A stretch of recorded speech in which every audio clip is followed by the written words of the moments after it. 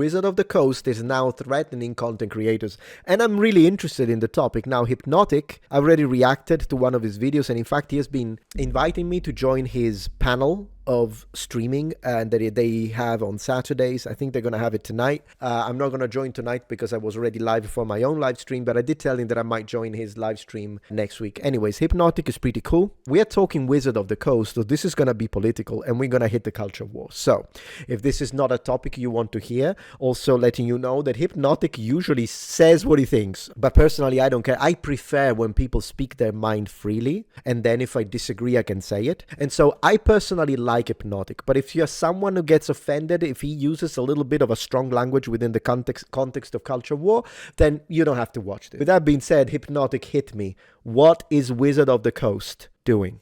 All right, ladies and gentlemen, so in today's video, we are going to be talking about Dungeons and Dragons, Magic the Gathering, Wizards of the Coast, whatever you name it.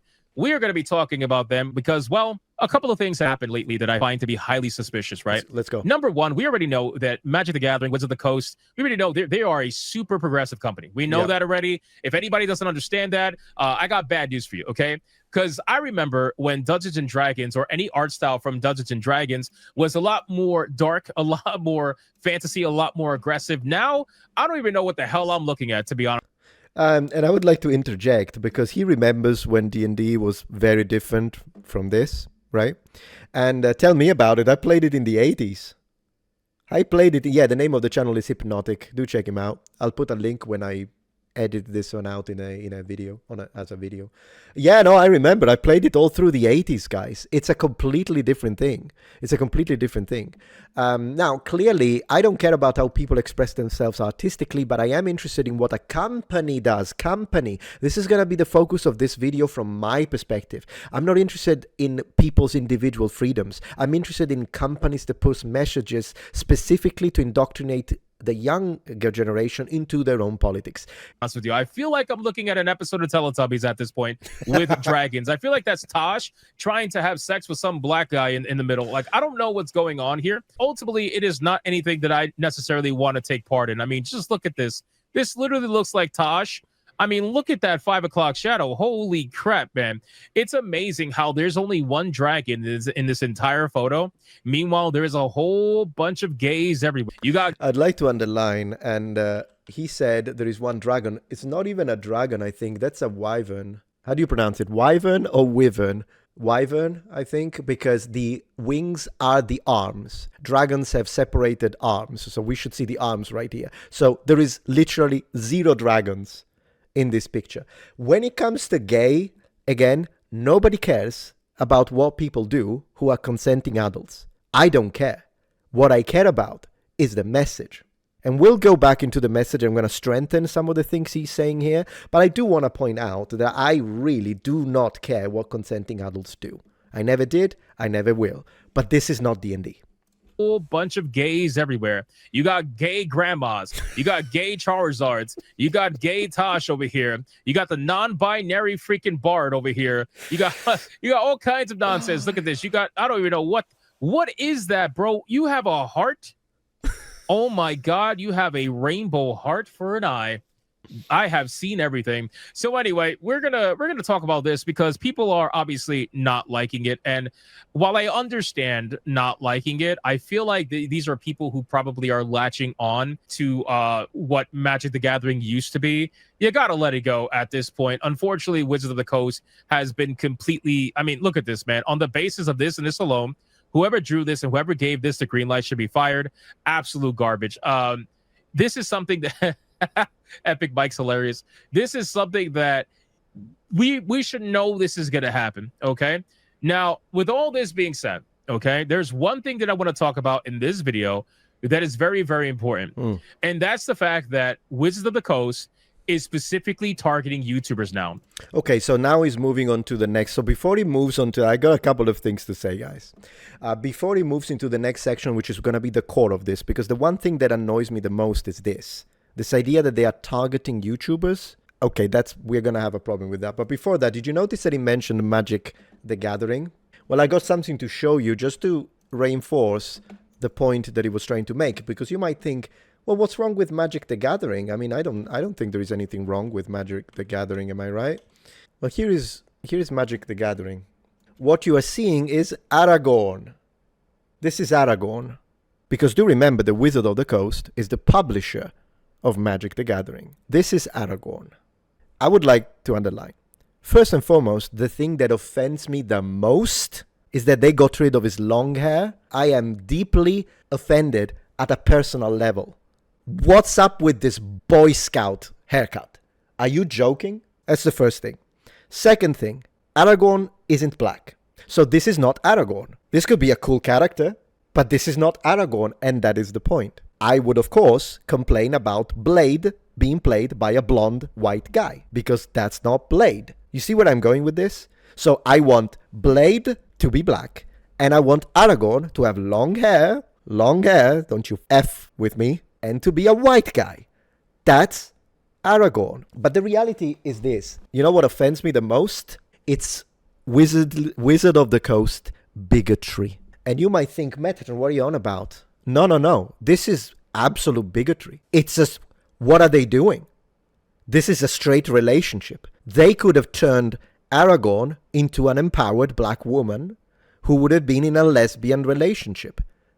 That's bigotry right there. I am deeply offended by the normalization of straight relationships. Are you joking? So Wizard of the Coast is bigotry. That's what I have to say about this. And we have more pictures. We have more pictures, guys. And yeah, people will say, why does it matter? Why do you care? That's the first thing. The next thing I wanted to say before we move on to D&D stuff, right, is this. D&D is indeed unrecognizable. Here we've got the blue-haired, here we got the blue-haired guy. Look, you can even see the rainbow in the back. This is not a conspiracy theory at this point. Now, it is clear, and in fact quite condescending, that they are pushing this diversity and inclusivity onto literally every single page, as long as they don't remove all white people, which is what other companies have done, for example, Need for Speed. At the end of the day, I don't care. Like, if you really want to have one paladin is white, one paladin is black, one paladin is Hispanic, one paladin is a Native American, one paladin, if you want to do that, do it. As long as you don't delete white people out of it at this point, because then you're going to be, then I know you're doing it for racism, and then I'm going to make 50 videos about it. That level of inclusivity was a thing in the old school games as well, because if you look at the roster, the fighter roster of Street Fighter 2, there is literally a guy for every skin tone that you can imagine. We don't care about that. But we do care about when first you target specifically white people, you demonize them, and then if all artwork out of the player's handbook doesn't include even a single white person, you're going to have a problem with me. Luckily, we're not there. But where we are, however, unfortunately, is something that is absolutely disgusting. And if you don't know about this, I'm just going to open your eyes right now, and it's this. So this is a publication that you can easily find. If you go to Barnes & Nobles, you'll find it. And this is the original Dungeons & Dragons. So it's a historic republication called The Making Original Dungeons & Dragons from 1970 to 1977. And so someone like me was interested in this. And I was thinking, man, this is pretty cool. Because, I mean, I like the idea of I would like to buy a book that shows me how initially D&D was. But did you guys read the beginning of this book? Did you ever? I'll show you. I have it here. Prepare to be disgusted. It's from the book, from Wizard of the Coast. This book also includes something never before published, the original draft of Dungeons & Dragons, the Gygax, I don't know how to read it, crafted on his own typewriter with his and Anderson's annotations and corrections. This draft led to the 1974 publication of D&D, blah, blah, blah. Finally, the three most important supplements of the first edition of the game. Okay, so where is the problem? I'll show you where the problem is. Look at this. The early rules of D&D are important and incredibly influential, but they are also confusing and even contradictory. That's how we have left them. We don't encourage you to try to play 1974 D&D from these pages. If you want to try, Wizard of the Coast has edited and republished the original Dungeons & Dragons white box in both physical and digital formats, blah, blah, blah. This book presents D&D as it first was imagined, warts and all. Okay, so when we say warts, what are we talking about exactly? What was wrong? Are they talking about balance? Are they talking about class system? No, my friends, you have no idea. One example is including creatures from other intellectual properties, fine. in the first edition iteration of D&D presents a moral quandary. All right, here we are, sensitivity readers. The documents reproduced in this book include many pages of charts and tables alongside lists of monsters, spells, and magic items, but that game content also includes a virtual catalog of insensitive and derogatory language. Once I show you what that derogatory language is, you are going to absolutely explode.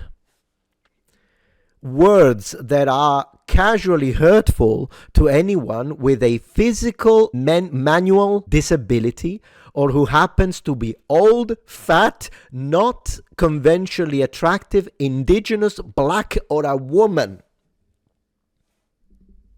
What? This is nothing. This is nothing. Some people have charitably ascribed this language to authors working from a bad assumption. In the 1970s, historical war games in America were predominantly white, middle-class men. Oh, anti-white scum. So, the problem of old school D&D is that it was written by awful, white, middle class men.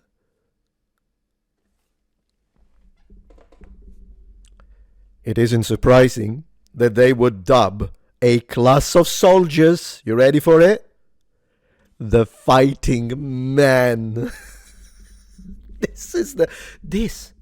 I'm not joking. It's not like they use the freaking N-word. The way they describe it, it's like maybe they called an entire race the N-word. No, they dared to say that a fighter is a man. The fighting man, so they're not empowering women. This is all this is. Or like, you're not supposed to call someone fat. What? And the fact that they focus on them being white, lowercase. Of course, black is uppercase here. I have proof. So, as you see, they agree with the University of Canada. Black is uppercase. White. This is anti-white racism. And it continues like this. It continues telling you how women should be whatever. Misogyny. Look. The description of the Queen of Chaotic Dragons includes a dig at women's lib. The misogyny is revealed as conscious choice. What are you on about? It's talking about a dragon. And they're chaotic. What are you on about? Unbelievable, guys. So anyways, if we were to continue reading, but I'm not going to do it because I'm literally not paid enough for this nonsense. Yeah, so this is what we're talking about. They're saying that the original rules of D&D are horrible because they are misogynistic, because they are insensitive, because they don't have, I guess, people's identities. There we go. There's a broader range of identities. Of course, there was no identity politics in it, and that's the problem.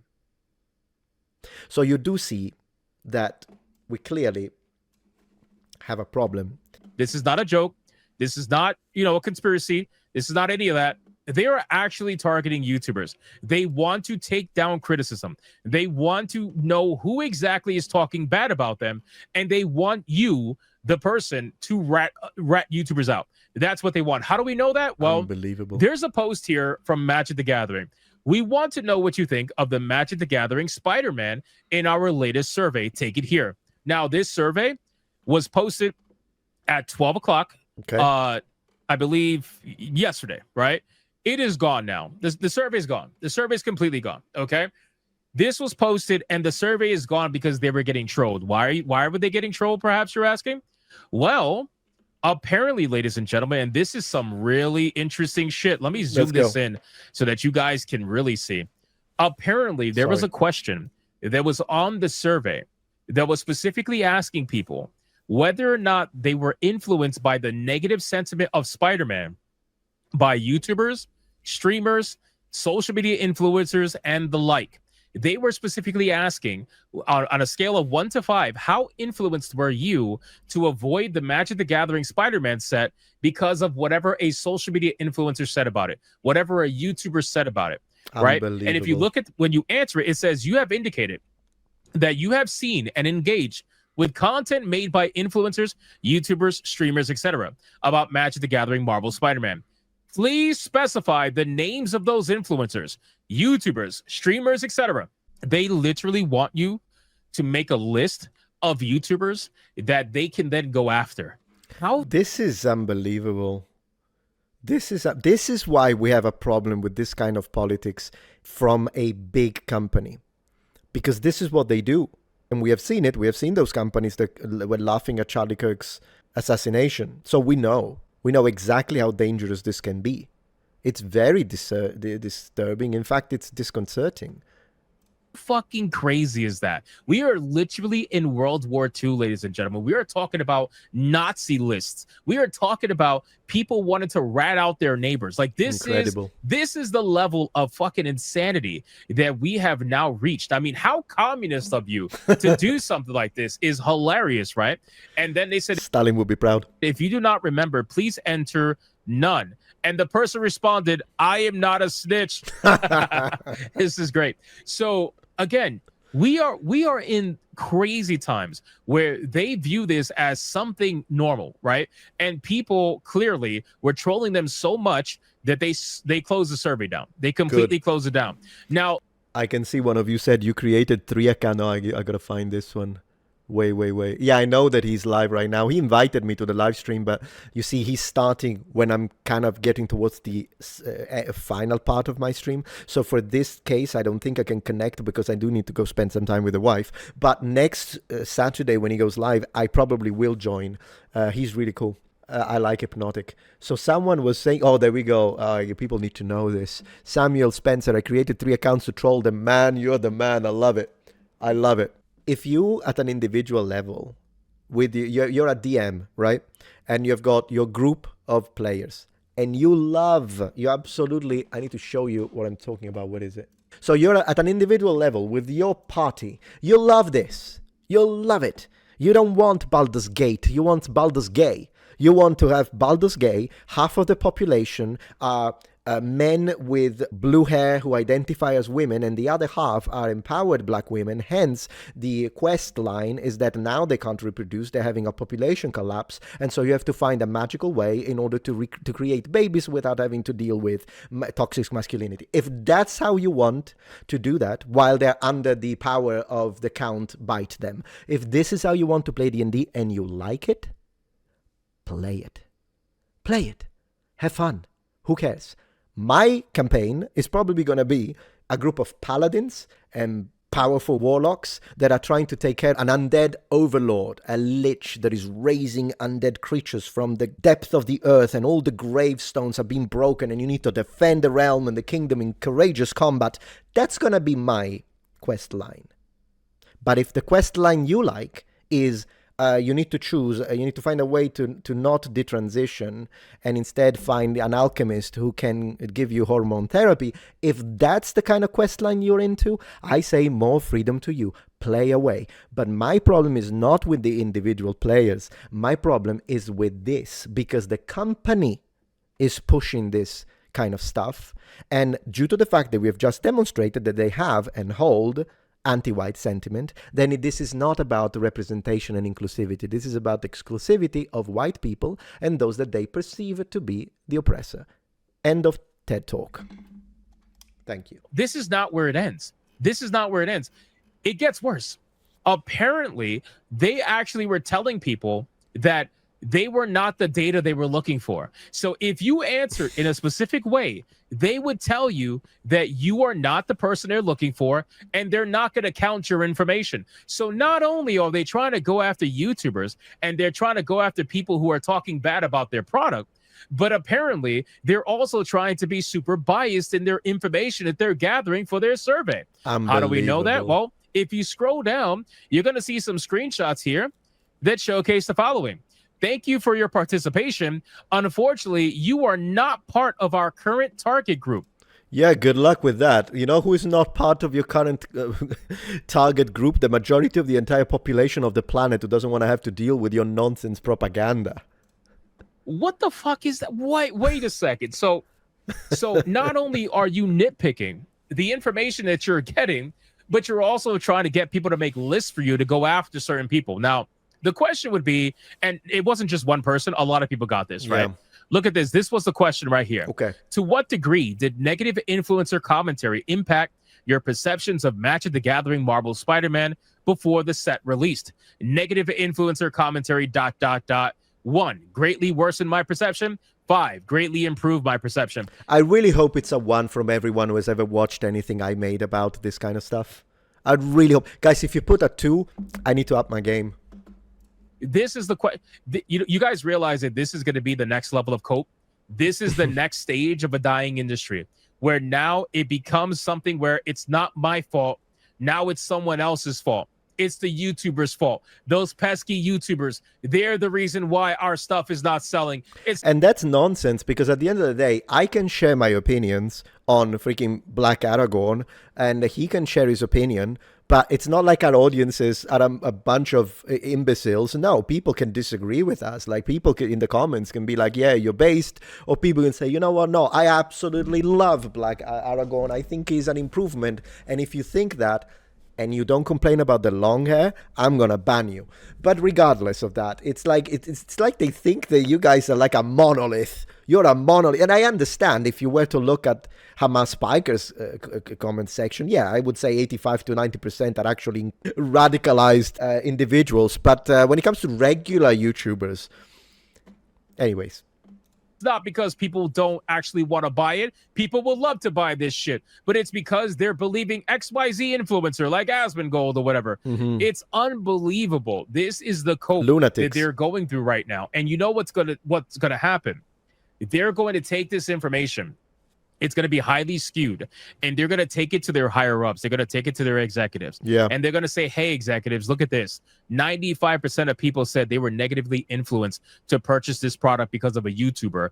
We need to do something about this. And what's going to happen? You're going to get false takedowns, which already are happening, by the way. But yeah, in any case, you're going to get false takedowns, right? You're going to have companies striking YouTubers to try to take advantage of the copyright system and the fact that most YouTubers don't have the money to fight.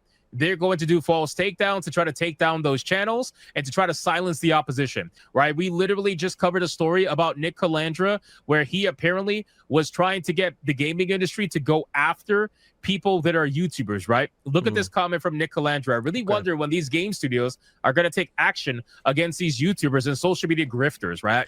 What? Hello? Freedom of speech?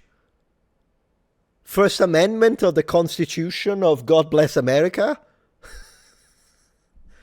What are these people on about? And plus, literally, I mean, every time I see the word grifter, I stop reading the comment. Because I am all for criticism, because I can learn from it. But if I see grifter, I immediately stop reading. It's automatic now for me. It's immediate red flag. Co-founder and content director. I don't know who this Nick Calandra is, but I'm with Hypnotic on this one. This is disgusting. What action are you gonna take? Again, it's even beyond YouTubers and content creators. If I buy a product, this Vega mask, and I'm not happy with the product, as a customer who paid hard-earned money, I can say I don't like I can say your product is shit and leave a bad review. I can do that.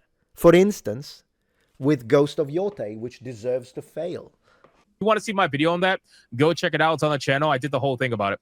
Making up lies about people working at their studios, etc., affecting business. It's clearly affecting business, they say. Review bombing, harassment of developers, and stalking campaigns. Harassment of developers and stalking campaigns, yeah, I disagree with that. But they are putting together everyone into a group. And then that's what they do. That's what they do. When do you take a stand? I find it interesting that all of this is happening at the same exact moment where you have Wizards of the Coast, one of the most progressive companies out there, looking for a scapegoat, right? They're looking for a scapegoat. They're looking for someone to blame. And now they're going to do what everybody else has been doing, which is blame the YouTuber. Why? Because it's the easy thing to do. Go blame the YouTuber. They clearly are the ones who are the problem. It's not us. It's not the fact that we went and changed Magic the Gathering to whatever the fuck this is. I can't even look at this and think... I can't, guys, when I tell you I saw this picture, again, I didn't get mad because I've been checked out for the longest time. I understand why some people do get mad because they're still checked in. I'm not checked in. I'm checked out of this shit for a... I don't get mad. It kind of makes me laugh. Long time. Do not care. I am gone. I'm done. It is what it is, especially with like Magic the Gathering. I've been long gone. But I look at this and I can't even remotely see Dungeons and Dragons. I like not even close. I can't see anything. This art style, like everything about it does not say Dungeons and Dragons. Literally almost every character in here is gay or non-binary. It looks like that, right? So It's basically what happened to Dragon Age Veilguard, isn't it? Dragon Age Veilguard. Do you remember that? We went from we need to fight against a blight and we need to go under the realms of the underground cities of the dwarves, of the dwarven kingdoms, to fight this menace with everything we've got to save the world.